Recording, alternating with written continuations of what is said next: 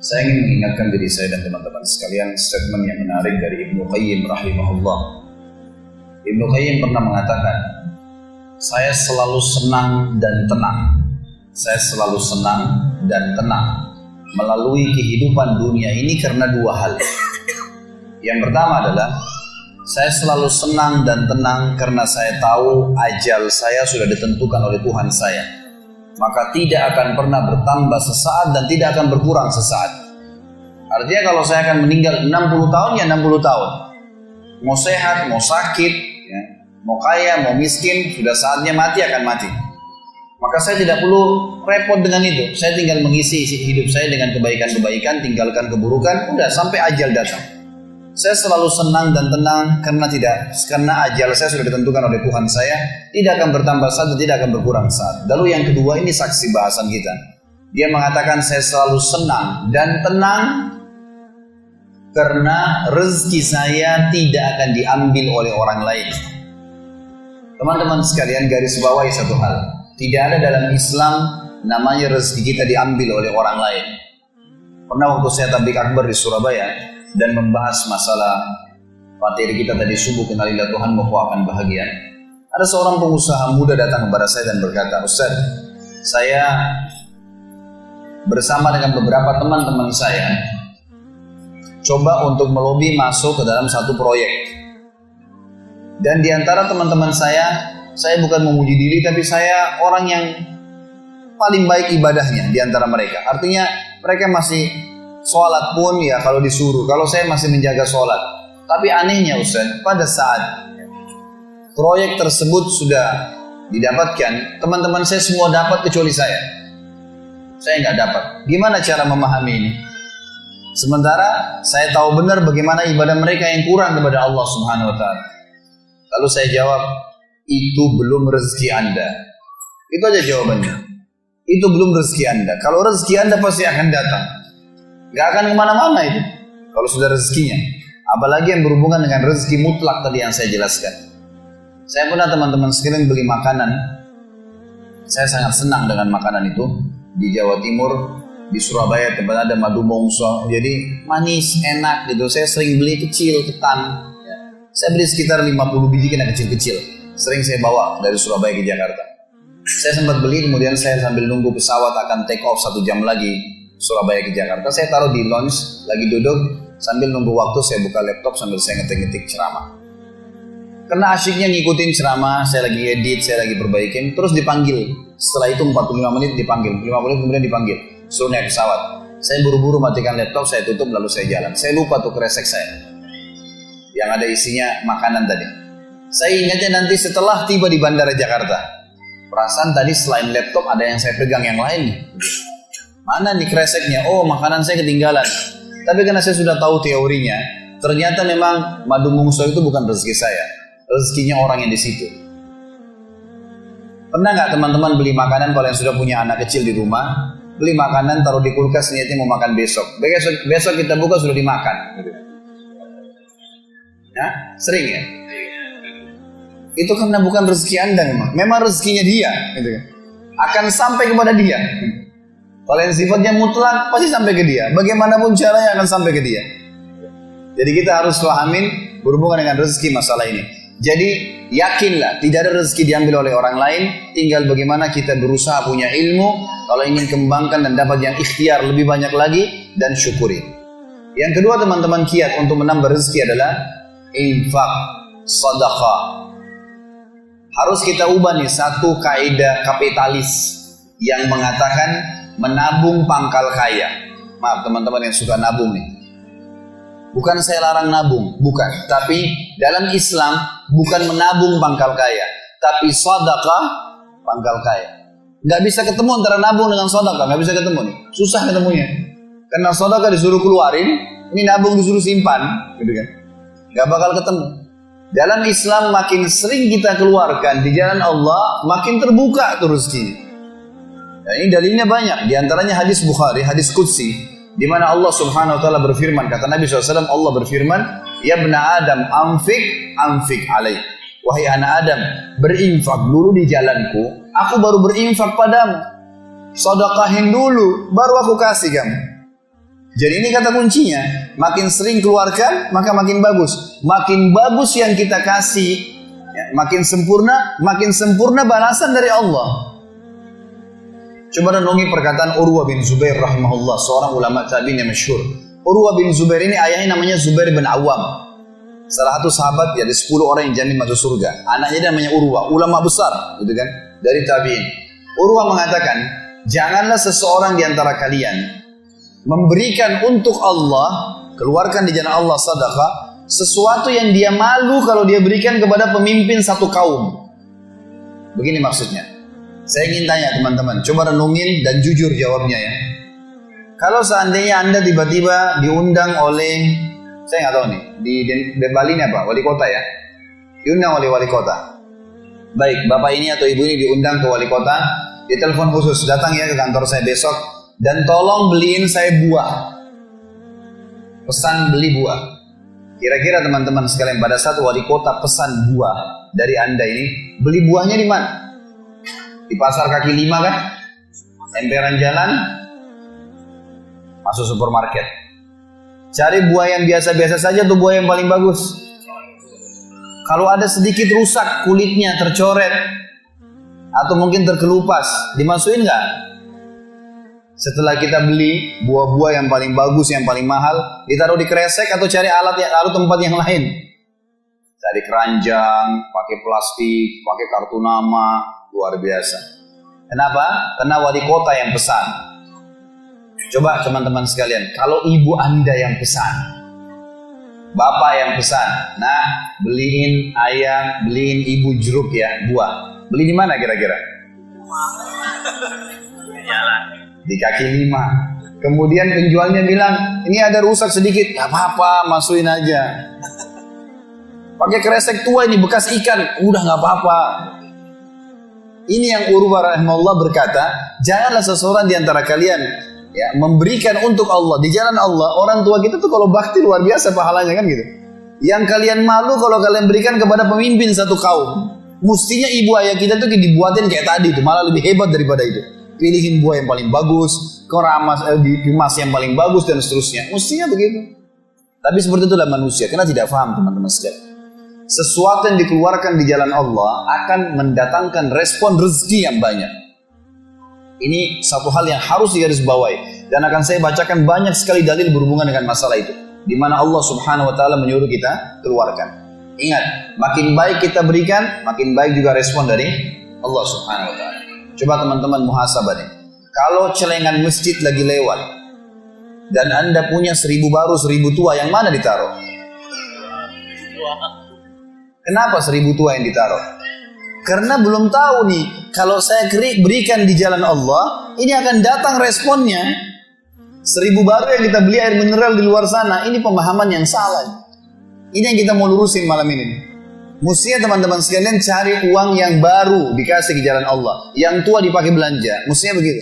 Karena makin baik kita berikan, maka makin baik responnya. Gitu kan? Makanya kata para ulama, siapa yang memberikan sesuatu yang baik pada Allah di jalan Allah, Allah akan balas dia dengan kebaikan. Saya akan angkat sebuah kisah teman-teman sekalian. Kisah seorang ulama tabi'in bernama Rabi' ibn Haytham rahimahullah. Rabi' ibn Haytham ini ulama yang sangat terkenal dengan kesolehannya, luar biasa kesolehannya orang ini. Jadi dia di akhir hidupnya, Rabi' ibn Haytham ini muridnya Abdullah bin Umar, muridnya Abu Musa al-Asy'ari, sahabat-sahabat yang mulia. Ini murid langsungnya, ulama tabi'in yang terkenal, Rabi' ibn Haytham. Rabi' ibn Haytham ini di akhir hidupnya sempat stroke setengah badan. Datanglah 2 orang muridnya bertamu ke rumahnya, dan ini termasuk adab yang baik. Kalau teman-teman mendapatkan seorang alim ulama dan memang dia bersedia bisa didatangin, kunjungin, minta nasihat, atau ketemu minta nasihat, atau ada di pengajiannya lah. Mereka datang mengatakan, begitu masuk, kebetulan stroke setengah badan, bagian kiri tubuhnya stroke. Ada 4 kejadian di rumahnya pada saat itu. Yang pertama, pada saat muridnya masuk, muridnya berkata, wahai imam, imam ini kiai, ustaz, wahai imam, apa rahasianya, kenapa anda ini bisa mengontrol lisan anda? Tidak seperti ulama-ulama yang lain, masih kadang-kadang ngobrol-ngobrol kosong. Anda ini betul-betul, Rabi' ibn Haytham ini terkenal kalau ngomong nasihat, tanya kabar orang, gitu kan, Quran atau zikir, nggak ada yang lain. Ini itu saja 4 tuh dari lisannya, nggak ada yang lain, luar biasa. Kalau bukan nasihat orang, tanya kabarnya orang lain, gitu kan? Apa kebutuhan mereka, kemudian berzikir atau baca Quran. Ini masuk dalamnya zikir adalah doa. Maka dikatakan apa sih, murid-muridnya bilang apa rahasianya Anda melakukan seperti ini? Dan ini saya sempat angkat di khutbah Jumat kita kemarin, potongan kisah ini. Maka Rabi bin Haytham mengatakan, wahai murid-muridku, apakah kalian sampai sekarang masih ragu ada Tuhan namanya Allah? Dan kalian masih ragu di pundak kanan dan kiri kalian Allah telah letakkan malaikat yang akan mencatat amal baik dan amal buruk kalian. Dan pasti demi Allah akan dibacakan dan dihisapkan untuk kalian di sana, di akhirat nanti. Artinya saya bisa mengontrol lisan saya karena saya tahu Tuhan saya selalu melihat. Dan ada malaikat yang mengawasi, tidak pernah tidur nih, 24 jam terus mengawasi. Baik dicatat, buruk dicatat. Lalu kemudian muridnya mengatakan, baiklah kalau gitu, dapat ilmu. Kejadian pada saat itu teman-teman sekalian yang lain adalah, yang kedua, baru mau ngobrol sama murid-muridnya, tiba-tiba anaknya Rabi bin Haytham keluar dari dapur, masuk ke ruang tamu pamit. Anak laki-lakinya lalu berkata, wahai ayahku, semoga Allah senantiasa menjaga Anda. Ibu saya membuatkan untuk Anda makanan namanya halwa pada zaman itu. Halwa ini Bapak Ibu sekalian makanan yang mahal. Bahannya susah, bahannya mahal, buatnya susah, lama diadon berjam-jam baru jadi. Dan ini dimakan oleh pejabat-pejabat gitu. Rabi bin Haytham rahimahullah ini punya ciri khas. Mereka tidak pernah rewel. Di rumahnya dihidangkan makan apa sama istri, dimakan sama dia. Baik sekali orangnya. Udahlah, dunia dilaluin sama dia begitu saja. Maka anaknya datang dan mengatakan, wahai ayahku, ibuku membuatkan untuk Anda halwa. Makanan yang mahal bahannya dan juga susah buatnya. Tapi anaknya bilang, ibu saya buat halwa buat Anda. Ibu saya berharap Anda memakannya. Anda memakannya. Lalu kata Rabi bin Haytham, baiklah, keluarkan aja. Dikeluarkanlah makanan tersebut. Lalu halwa ini dipotong-potong karena kue yang bagus dan cukup besar, di nampan besar dipotong-potong. Baru saja Rabi bin Haytham mau memegang dengan tangan kanannya, karena sebelah kirinya sakit, diambil sebelah kanan. Kemudian dia kasih isyarat murid-muridnya untuk ambil juga. Baru mereka mau pegang, tiba-tiba pintu rumahnya ada yang ketuk. Diketuk. Dia kasih isyarat anaknya, suruh buka pintu itu. Dibuka pintu itu. Anaknya pergi sana. Waktu dibuka teman-teman sekalian, ini ternyata yang ketuk pintu bukan orang biasa, orang yang luar biasa, orang gila. Gitu. Jadi bukan orang yang meminta-minta biasa, orang yang luar biasa, orang yang selalu anggap ini udah deh, nggak usah dilayanin. Gak usah diajak ngomong, gak usah diperhatikan, gitu kan? Orang gila ini ketuk pintu dengan pakaiannya yang lusuh, tidak pakai alas kaki, rambutnya berantakan, kasih isyarat minta makan. Rabi bin Haytham rahimahullah tunjuk anaknya, suruh datang, angkat nih halwa, kasih orang gila itu. Halwa nih makanan yang mewah, kasih orang gila itu. Dibawa sama anaknya. Anaknya ini Rabi bin Haytham waktu bawa piring itu, niatnya ingin memberikan ke orang gila satu potong, gitu kan? Begitu tiba depan pintu, orang gila lihat makanan enak, walaupun gila tahu juga nih makanan enak gitu kan. Diambil sama dia piringnya. Diambil, dimakan semua. Dalam kisahnya dikatakan sampai air liurnya jatuh-jatuh di situ, dihabisin sama dia. Sudah habis teman-teman sekalian, apa yang terjadi? Orang gila nggak ngerti, dia nggak terima kasih, nggak apa, piringnya dilempar pergi. Anaknya Rabi bin Haytham ini tahu nilainya makanan yang ibunya buat tadi. Diambil piring itu, ditutup pintunya, lalu dia kembali lagi. Kemudian dia bilang sama ayahnya, wahai ayahku, semoga Allah senantiasa menjaga Anda. Sebelum saya lanjutkan kisah teman-teman sekalian, saya sarankan juga bahwa teman-teman di sini yang sudah punya anak, biasakan selalu menggunakan doa antara suami istri dengan anak, itu penting sekali. Karena kata Nabi SAW, jangan ucapkan kata-kata doa yang bisa berbau doa buruk buat kalian, diri kalian, keluarga kalian, dan harta kalian. Karena bisa saja malaikat lewat dan mengaminkannya. Kita harus selalu doa yang baik gitu kan. Jadi Rabi bin Haytham membiasakan anaknya untuk dilatih berdoa yang baik. Jadi selalu kalau mau minta tolong, nah semoga Allah menjagamu, ambilkan ayah ini. Nah semoga begini, semoga Allah menjagamu, semoga Allah berikan kau rezeki, ambilkan ayah seperti ini. Jadi selalu diikuti dengan doa. Anaknya pun terbiasa mendoakan ayahnya.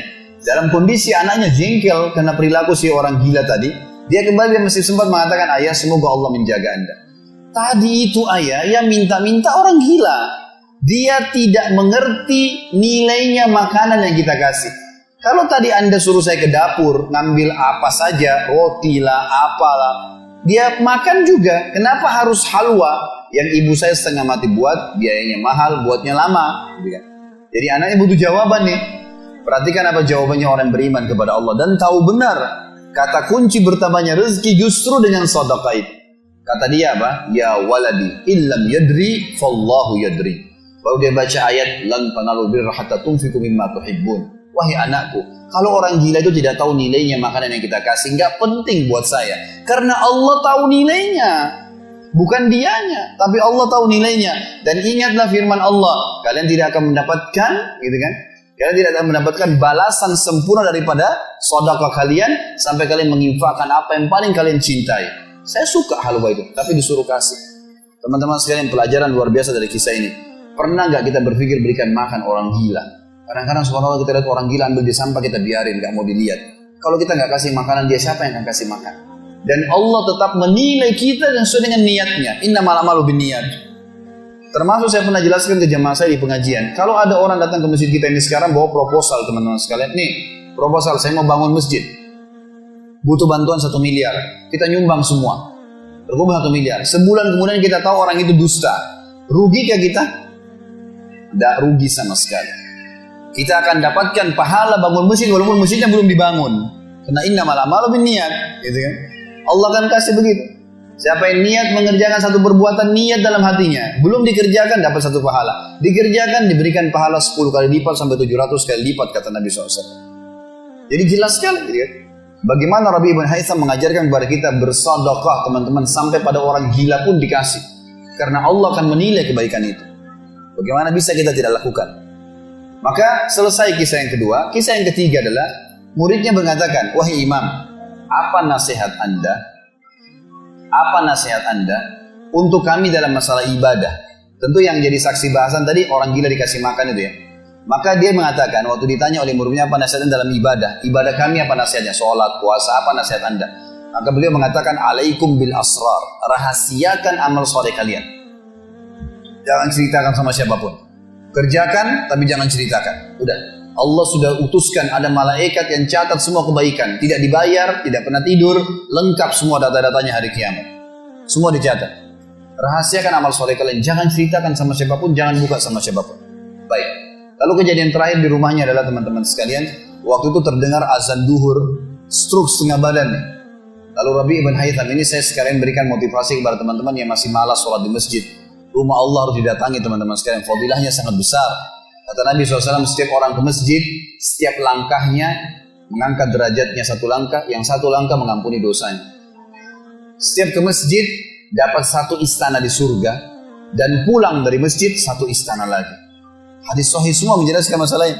Gitu kan? Belum fadilah sholat berjamaahnya, belum terbangun ukhuwah, belum dan seterusnya.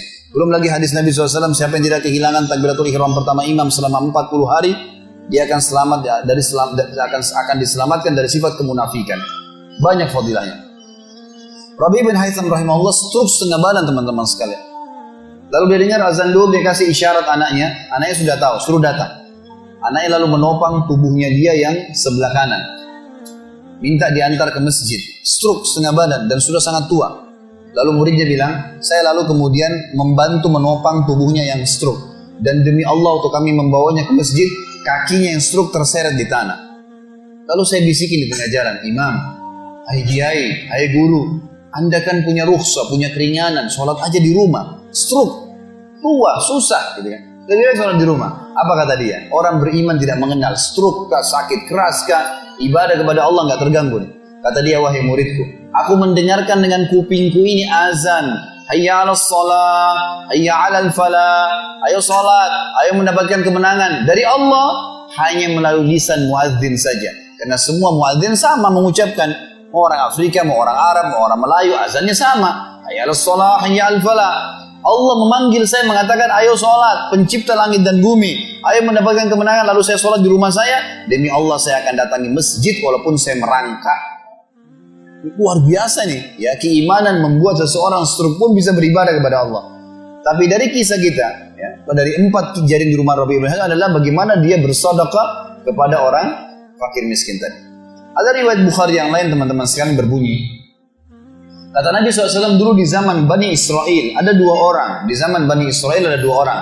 2 orang ini bersahabat, dua-duanya punya kebun. Dua-duanya punya kebun. Kebun ini mereka lagi nunggu hujan. Dan satu negeri itu belum turun hujan. Tiba-tiba si A sama si B. Si A ini melihat ada awan, kata Nabi SAW, lewat di atas kebunnya. Dan terdengar suara dari awan itu berkata, turunkanlah hujan di kebunnya fulan, kebun temannya dia di sebelah. Maka dia bilang, kata Nabi SAW, orang ini pun mengikuti awan tersebut. Ternyata betul, awan itu menggumpul semuanya di atas kebun temannya, hujan. Tapi cuma kebun temannya, yang lain gak kena hujan. Maka Nabi SAW mengatakan, dia pun bertanya pada temannya, apa yang kamu lakukan dengan kebunmu? Sampai di musim panas seperti ini pun Allah masih menurunkan hujan untuk kebunmu saja. Apa yang dia bilang? Dia bilang, saya membagi keuntungan dari usaha saya ini menjadi 3. Keuntungannya bukan modal. Sepertiganya saya infakkan di jalan Allah, langsung saya keluarkan. Sepertiganya lagi saya tambahkan ke modal. Sepertiganya lagi saya gunakan untuk keperluan keluarga saya. Jadi ternyata teman-teman sekalian, sedekah itu betul-betul sangat luar biasa.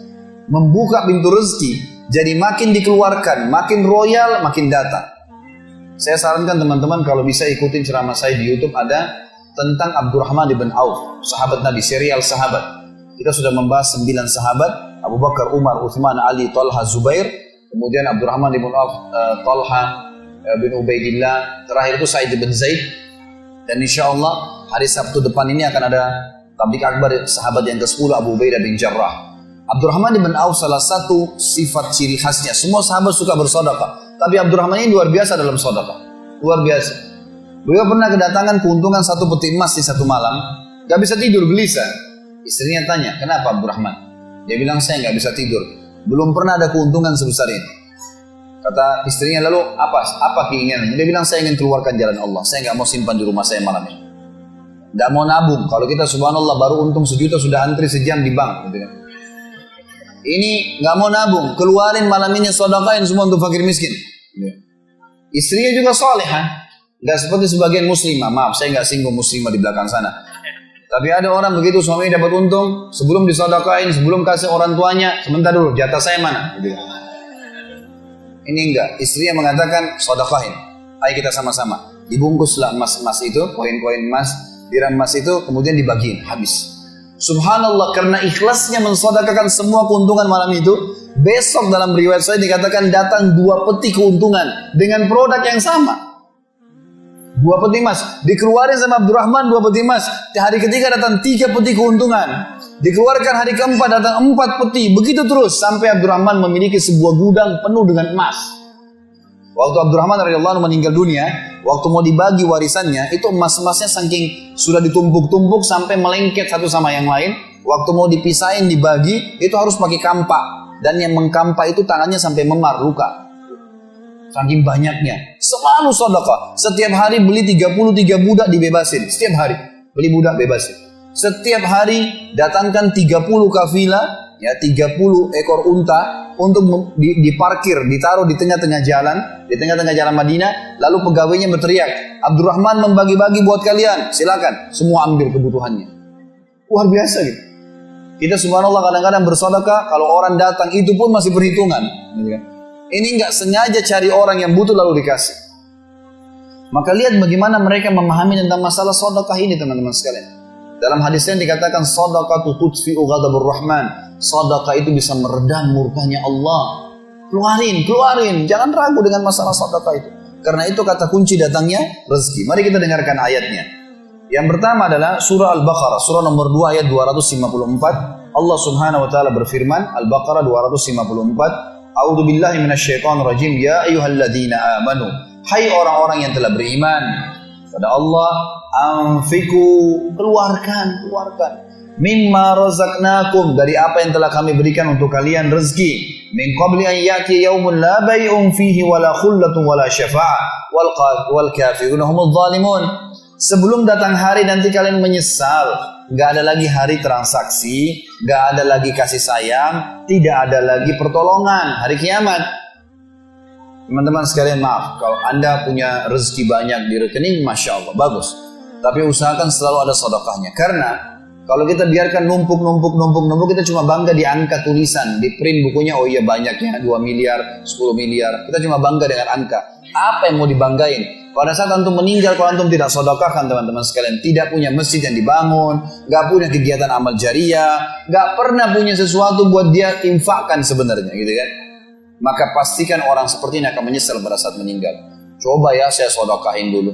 Makanya kata Nabi SAW, hartamu yang sebenarnya, harta yang kau sedekahkan selama kau hidup, itu harta sebenarnya. Dan harta yang bukan sebenarnya yang kau habiskan beli makanan dan pakaian. Habis semua. Yang kau sedekahin. Seorang ulama salaf dulu pernah ditanya, setiap dia dapat keuntungan selalu sedekahin, dapat keuntungan selalu sedekahin, selalu sedekahin. Dipakai untuk kebutuhan keluarganya, sisanya sedekah, sisanya sedekah. Nggak ditabung sama dia, dihabisin itu. Maka pada saat ya ada teman-temannya kumpul di rumahnya lalu berkata, wahai fulan, apa kau nggak sayang hasil kerimatmu? Bukannya ditabung malah dikeluarin terus. Kau nggak sayang sama hartamu tuh? Kata dia apa? Justru saya sayang sama harta saya. Karena saya sayang, jadi saya mau bawa harta saya sampai di akhirat. Ini sedekah saya bawa sampai di akhirat. Kalau saya simpan di sini, saya cuma tabung untuk dunia saja.